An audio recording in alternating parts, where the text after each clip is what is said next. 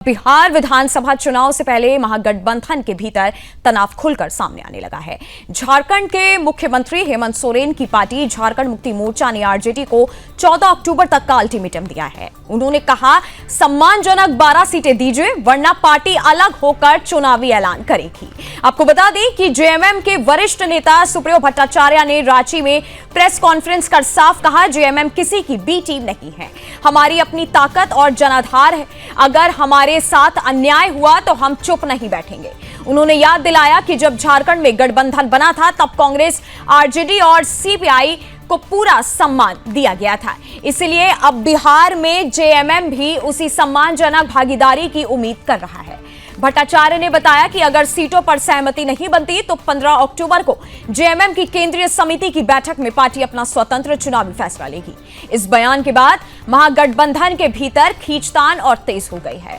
पहले से ही आरजेडी, कांग्रेस और वाम दलों के बीच सीट बंटवारे की लेकर मतभेद जारी है और अब जेएमएम के सख्त रुख ने इंडिया गठबंधन की एकजुटता पर नए सवाल खड़े कर दिए। वहीं राजनीतिक विश्लेषकों का कहना है कि अगर बातचीत नाकाम रहती है तो जेएमएम बिहार में स्वतंत्र रूप से मैदान में उतर सकता है, जिससे विपक्षी एकता को बड़ा झटका लग सकता है। अब सबकी निगाहें 14 अक्टूबर पर टिकी हैं। क्या तेजस्वी यादव और कांग्रेस जेएमएम को मना पाएंगे या फिर बिहार चुनाव से पहले ही महागठबंधन में दरार पक्की हो जाएगी?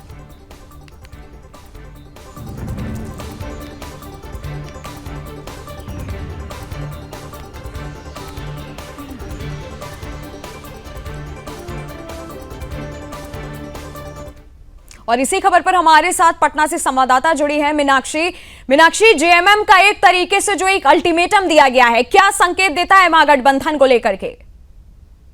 बिल्कुल, देखिए, विधानसभा चुनाव से पहले जो है महागठबंधन की सीटों का बंटवारा लगभग तय हो गया है, लेकिन जो कल देर रात तक लंबी बैठक चली उसमें ज्यादातर जो सीटें हैं उस पर सहमति बन गई है, लेकिन जो दर्जन भर सीटें हैं उस पर जो है पैच अभी भी फंसा हुआ मिल रहा है। जानकारी मिल रही है कि जो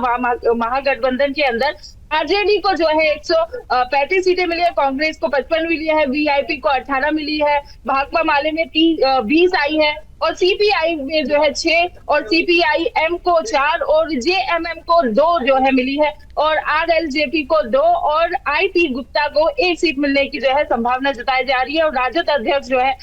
लालू यादव और कांग्रेस के जो बड़े नेता है उनकी जो है फोन पर बातचीत जो है वो लगातार होती हुई नजर आ रही है और ज्यादातर सीटों पर सहमति जो है बनती हुई नजर आ रही है। हालांकि करीब जो 12 सीट है उस पर अभी बातचीत जारी है और उम्मीद है कि बहुत जल्द इस पर भी ऐलान हो जाएगा। और अगर बात करें बिहार विधानसभा चुनाव को लेकर जो उम्मीदवारों के नाम पर जो मंथन हो रहा है, चुनावी रणनीतियां तैयार की जा रही है, उसमें वरिष्ठ नेता की जो है आज दिल्ली में महत्वपूर्ण बैठक हो रही है और इस बैठक में बिहार कांग्रेस के वरिष्ठ नेता के अलावा प्रभारी भी जो है वो मौजूद रहने की संभावना जताई जा रही है। और जो बिहार विधानसभा चुनाव की ठीक पहले जो सांसद पप्पू यादव है उन्होंने सोशल मीडिया पर जो पोस्ट किया है उसने जो है राजनीतिक गलियारों में हड़कंप मचा दिया है। और पप्पू यादव ने सोशल मीडिया प्लेटफॉर्म पर लिखा है, यही रात अंतिम, यही रात हमारी। इस रहस्य में पोस्ट पर जो है कई सोशल मीडिया यूजर्स जो है वो अपनी प्रतिक्रियाएं जो देते हुए नजर आए। और बात करें अगर कांग्रेस के वरिष्ठ नेता तारिक अनवर की, तो उन्होंने कहा है कि कांग्रेस उम्मीदवार की जो घोषणा है अब अंतिम चरण पर है।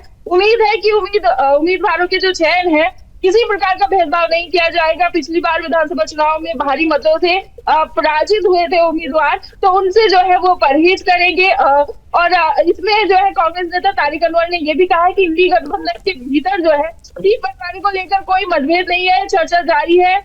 लेकिन आपने जो बात की है कि विपक्षी गठबंधन इंडिया की ओर से जो 14 अक्टूबर तक आगामी बिहार विधानसभा चुनाव के लिए झारखंड मुक्ति मोर्चा ने जो बात कही है, उसने कहा है कि सम्मानजनक सीटें नहीं जीतेगी तो पार्टी अपना फैसला खुद लेगी। झामुमो के जो केंद्रीय महासचिव है, प्रवक्ता सुप्रियो भट्टाचार्य ने कहा है कि पार्टी बिहार चुनाव में इंडी गठबंधन के सहयोगी के रूप में कम से कम 12 विधानसभा सीटों पर जो है वो चुनाव लड़ना चाहती है। और अगर बात करें असदुद्दीन ओवैसी की पार्टी की, तो विधानसभा सीटों पर पहली सूची जो है जारी कर दी है उन्होंने, और जहां वो चुनाव लड़ने जा रही है जिससे चुनावी माहौल गर्मा गया है, उनमें कुल 16 जिलों के 32 विधानसभा क्षेत्रों के जो चुनाव है उस पर लड़ने का उन्होंने फैसला किया है। और इसके साथ ही जो जनशक्ति जनता दल के राष्ट्रीय अध्यक्ष है तेज प्रताप यादव,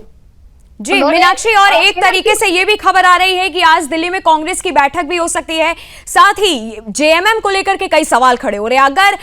मान लीजिए जेएमएम अलग होता है तो क्या महागठबंधन की एक तरीके से एकता पर वार माना जाएगा, बड़ा वार? बिल्कुल, देखिए जो महागठबंधन है वो जेएमएम को अलग होने से जो है कोशिश कर रहा है कि पूरी कि वो ना अलग हो, लेकिन देखते हैं कि यहाँ पर जो रिजल्ट आने वाला है, बैठकों का दौर क्योंकि जारी है, चर्चा क्योंकि जारी है, और दिल्ली में अब जो है बैठकें आ चुकी है पटना के विधानसभा चुनाव सीटों को लेकर, तो कुछ ना कुछ रिजल्ट जो है शाम तक आपको देखने को मिलेगा। इसके साथ ही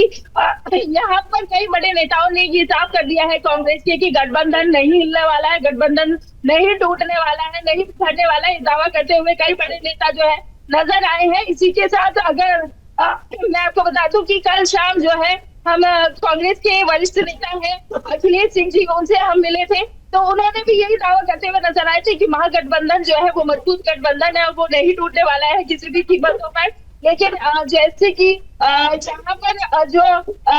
झामुमो है, उन्होंने साफ कर दिया कि उन्हें अगर सम्मानजनक सीटें नहीं मिली तो वो जो है गठबंधन तोड़ देगी, तो कहीं ना कहीं बीच का रास्ता जो है यहाँ पर सबको देखने को मिल सकता है।